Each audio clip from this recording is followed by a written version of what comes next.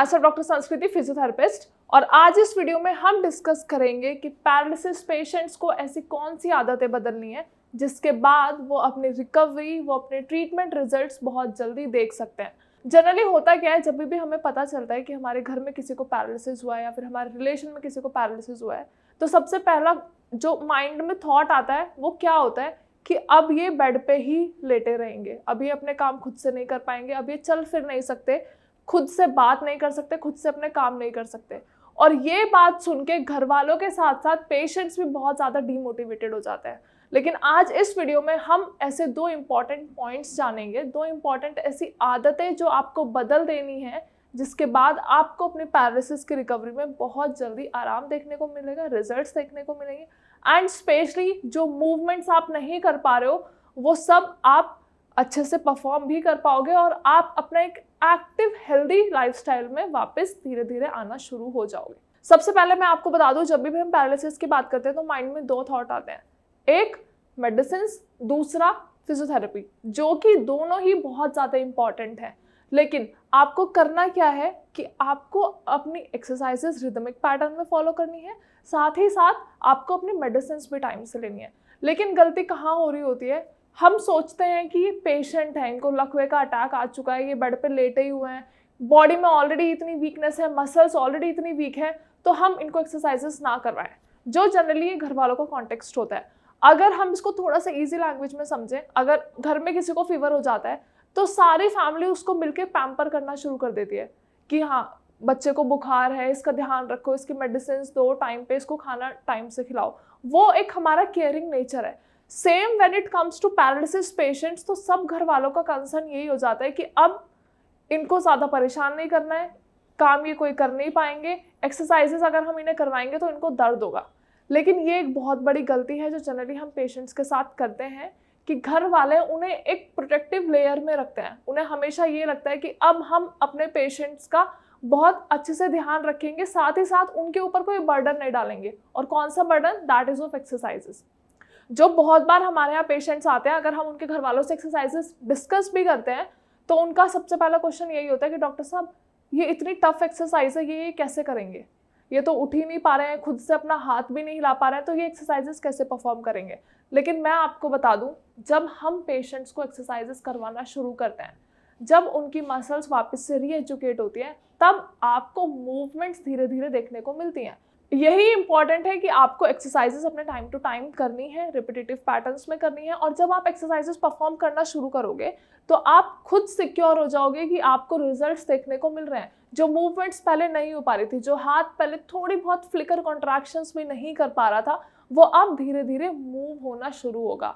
और ये कुछ ऐसे छोटे छोटे साइंस होते हैं, जब ये घर वालों को दिखते हैं तो उनको ऐसा लगता है और वो बहुत ज़्यादा मोटिवेट हो जाते हैं कि हाँ हमें रिजल्ट्स दिख रहे हैं, हमें रिकवरी दिख रही है, और धीरे धीरे वो एक्सरसाइजेस करना शुरू करते हैं।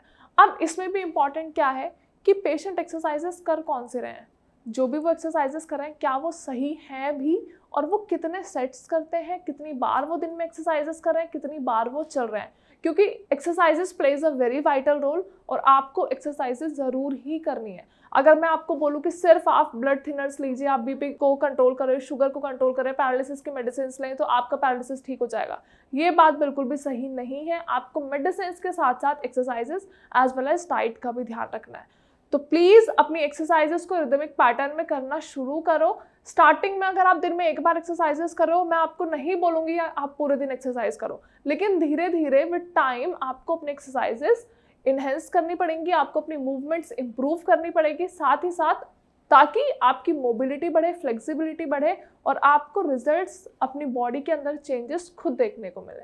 Now second if we talk about, that is CIMT, constant induced movement therapy. मतलब अब इसके अंदर आपको करना क्या है, हम जनरली क्या होता है, अगर पेशेंट को प्यास लग रही है और उसने इशारा करा पानी के लिए, तो आप क्या करते हो, आप तुरंत भाग के ग्लास से उनको खुद पानी पिला देते हो। या फिर अगर पेशेंट्स को आपने बात करवाया है या फिर सोकिंग की है, उसके बाद आप खुद उनको कपड़े पहनना शुरू हो जाते हो, उनके बालों में ऑयलिंग करना शुरू हो जाते हो, कॉम्बिंग करना शुरू हो जाता है। ये जनरली कंसर्न होता है हमारे घर वालों का। लेकिन आपको करना क्या है, आपको अपने पेशेंट्स को मोटिवेट करना है कि ये सारी एक्टिविटीज़ आप खुद से करो। मतलब आपके पेशेंट्स अपनी एक्टिविटीज़ खुद से परफॉर्म करें।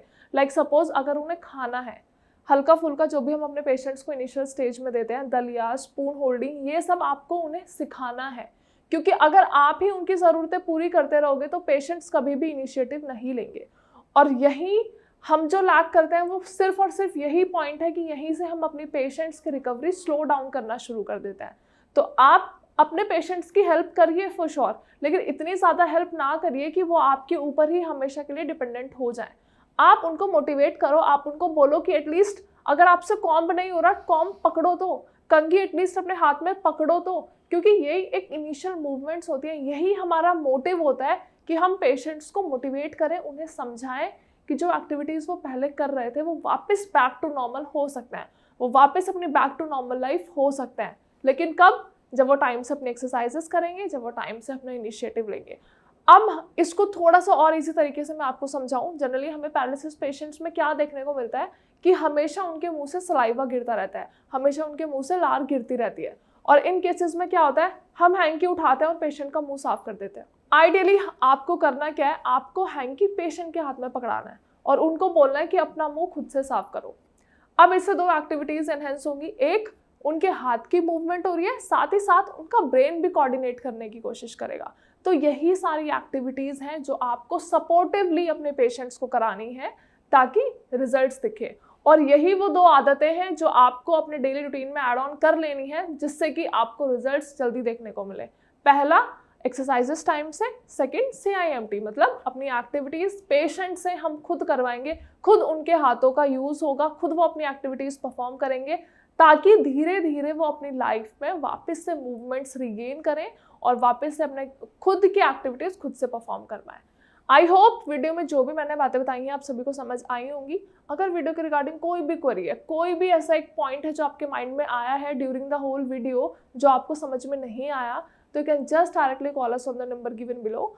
साथ ही साथ आप क्या कर सकते हो, अगर आपको किसी भी तरीके की कोई भी क्वेरी है या फिर आप पैरालिसिस के पेशेंट्स हैं, आपको कहीं से आराम नहीं मिल रहा है, आपको एक्सरसाइज समझ नहीं आ रही है, डाइट समझ नहीं आ रही है, मेडिसिन समझ में नहीं आ रही है, तो you can just directly contact Shreyas. हमारे डॉक्टर्स आपको बेस्ट कंसल्टेशन प्रोवाइड करेंगे, साथ ही साथ आपकी प्रॉब्लम को अच्छे से समझेंगे, आपकी डिटेल्स अच्छे से जानेंगे एंड देन आपको मेडिसिन प्रिस्क्राइब करेंगे। जो भी आपका प्रोटोकॉल पहले चल रहा था ट्रीटमेंट का, वो सब अपने तरीके से डायग्नोस करके आपको बेस्ट रिजल्ट ज़रूर प्रोवाइड करेंगे। Thank you so much.